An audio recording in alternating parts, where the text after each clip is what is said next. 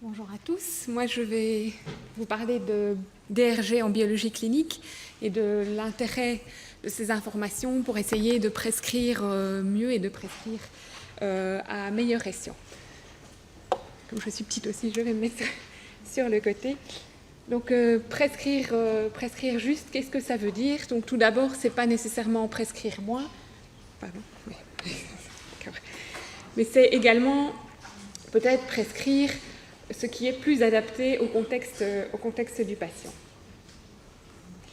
Donc, dans l'exposé que je vais vous faire, donc d'abord juste un bref exposé sur la biologie clinique et comment elle est financée en Belgique, comment les DRG interviennent davantage dans ce financement, et puis quelques exemples de stratégies que nous avons mises en place aux cliniques Saint-Luc et quels résultats on a pu en obtenir. Donc là, en biologie clinique, on est en Belgique avec un financement qui est forfaitaire pour une partie des actes. On est dans un système qui est différent selon que le patient est hospitalisé ou est ambulant.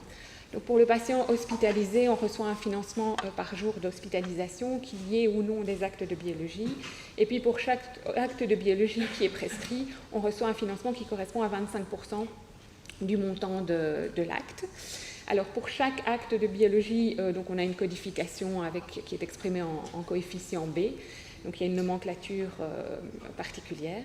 Et à cette nomenclature particulière sont également associées des règles de diagnostic et des règles de cumul qui empêchent que certaines analyses soient éventuellement prescrites en trop grand nombre.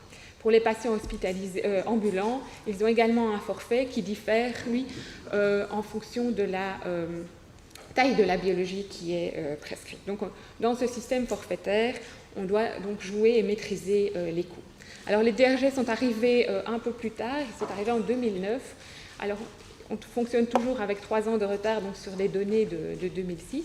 Ils ont été instaurés pour essayer de détecter les pathologies, pour les pathologies qui étaient courantes, donc traitées dans la plupart des hôpitaux, pour essayer de voir quelles étaient les différences qu'on pouvait observer entre différents hôpitaux qui étaient censés traiter à peu près de la même façon.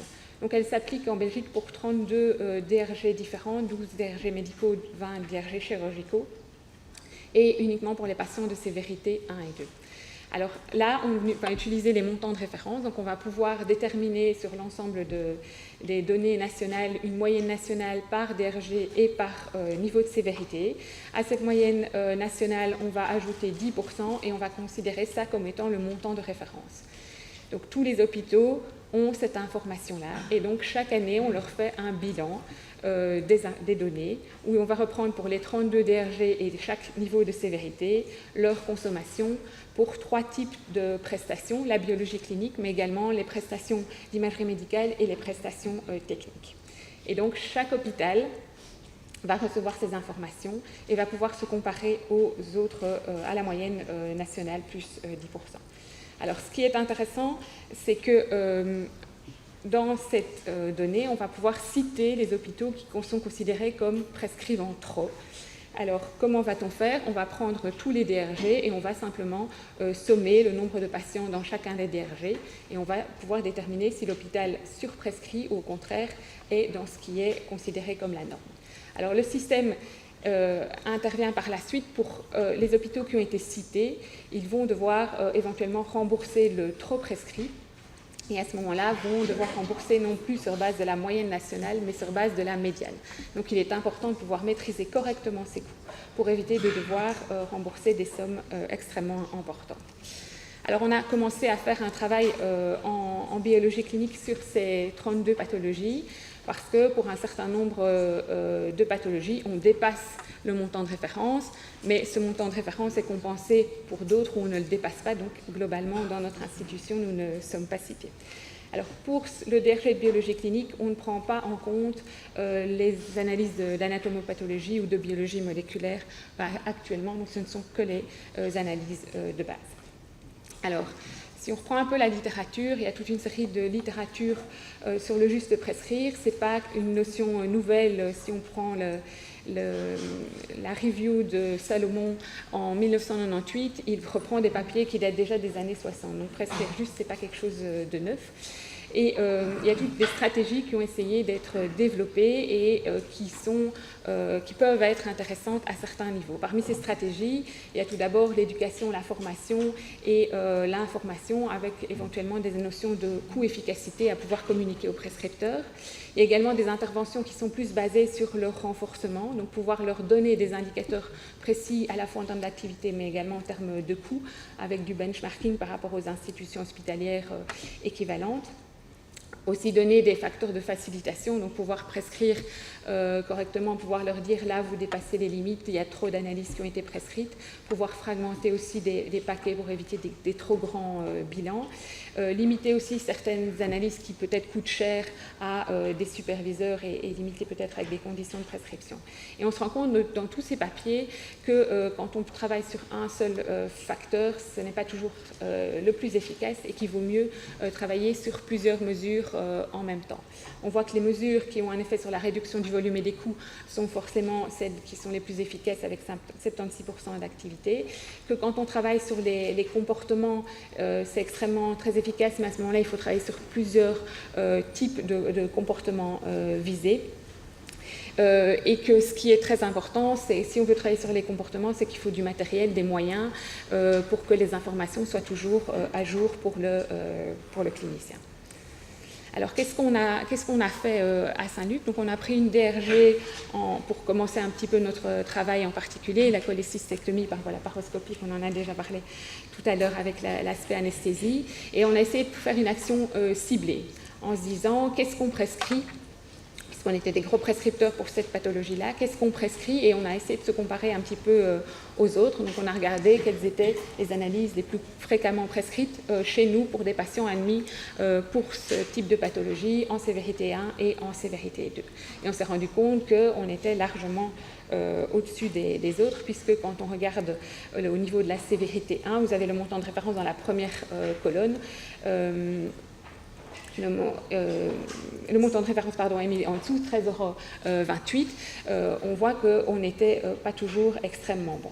Alors, on a essayé de travailler à ce moment-là avec les cliniciens, donc les chirurgiens principalement, pour essayer de voir dans le panel qui était prescrit de manière régulièrement courante, qu'est-ce qu'on pouvait retirer comme analyse pour essayer de diminuer. Alors, on s'est pris une marge de manœuvre, donc on essaye de réduire en dessous du montant de référence, de manière à permettre, en fonction de autres pathologies du patient qui devraient quand même être monitorées durant son séjour, de pouvoir toujours se permettre d'autres prescriptions complémentaires.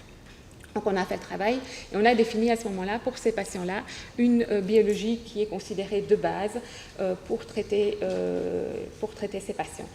Alors on a regardé un peu les coûts avant et après, et on a aussi essayé on s'est rendu compte qu'il était important de séparer les patients selon leur voie d'admission. Donc si on a des patients qui sont admis par la salle d'urgence, qui arrivent sans diagnostic, c'est beaucoup plus évidemment compliqué de maîtriser les coûts que quand on a des patients qui viennent dans le cadre d'une cholécystectomie à froid pour une prise en charge très spécifique.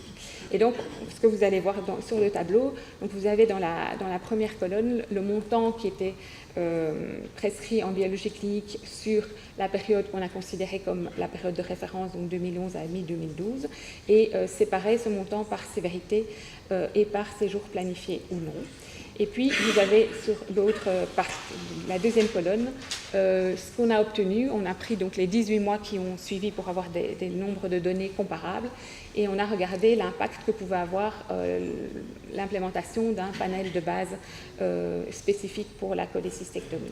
Et donc, on se rend compte qu'on a bien diminué pour les séjours planifiés, mais que pour tout ce qui est le séjour non planifié, on a diminué surtout pour les sévérités 2, mais pas pour les sévérités 1, sachant que les sévérités 2 ont un montant de référence plus important.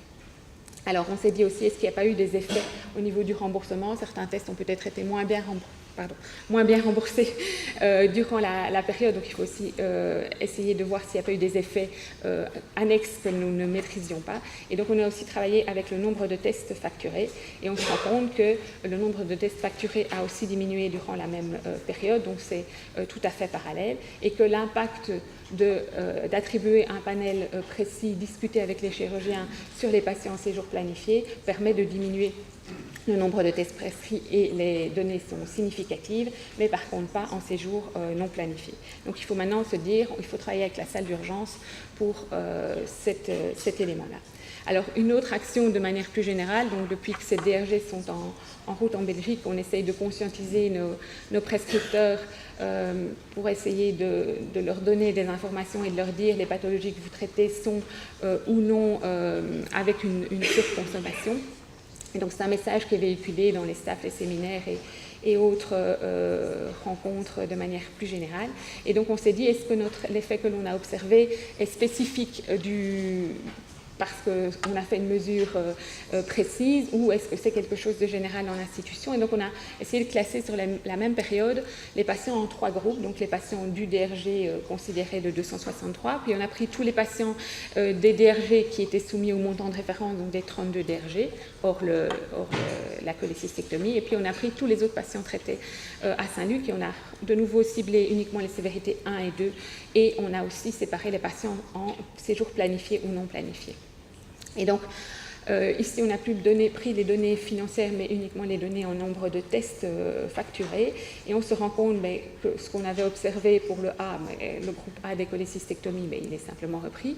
Pour le groupe B, on voit que donc ce sont les montants de référence, les pathologies soumises au montant de référence. On se rend compte qu'on n'a pas vraiment d'effet. La conscientisation en elle-même ne permet pas d'arriver à quelque chose de précis. Mais par contre, de manière surprenante, ce dont on s'est aperçu, c'est que pour les patients en sévérité 2 et même en sévérité 1, de manière générale, en séjour non planifié, on a observé une diminution du nombre de tests prescrits. Et donc, il y a un effet urgence derrière qui est intervenu. Et donc, qu'est-ce qu'on concluait de cette étude? C'est que pour les séjours planifiés, c'est la sensibilisation directe et ciblée qui a le plus d'effet, que simplement conscientiser comme ça n'a pas d'effet. Et pour le groupe C, on s'est un peu interrogé quelles étaient les raisons pour lesquelles on observait cette diminution. Et en fait, on s'est rendu compte que parallèlement à tout ça, la salle d'urgence travaillait déjà elle-même sur la façon dont elle prenait en charge ces patients, et au lieu d'avoir des grandes bios qu'on appliquait à tout le monde, ils ont été plus précis dans les biologies en ciblant un peu les symptômes d'admission et en adaptant les biologies à tout ça. Et donc on voit que ça a de l'effet de manière globale. Maintenant, on va analyser de manière plus précise chacune des pathologies. Donc, en conclusion, si on combine des mesures, effectivement, c'est nettement plus efficace que des mesures ponctuelles, en tout cas pour les DRG soumis au montant de référence, où là, on risque d'avoir des pénalités financières. Il faut vraiment agir de manière spécifique en concertation avec les cliniciens, que la communication entre cliniciens et biologistes est primordiale pour comprendre et pour pouvoir travailler de manière efficace et coordonnée, et qu'il est aussi important de pouvoir donner des feedbacks. Donc pour l'instant, les montants de référence et en tout cas la distribution des tests de biologie clinique ne fait pas partie des feedbacks. On donne de manière globale attention à vos prescriptions, mais on n'est pas assez précis, donc il faudrait pouvoir leur donner des feedbacks et des indicateurs beaucoup plus précis. Voilà, je vous remercie de votre attention.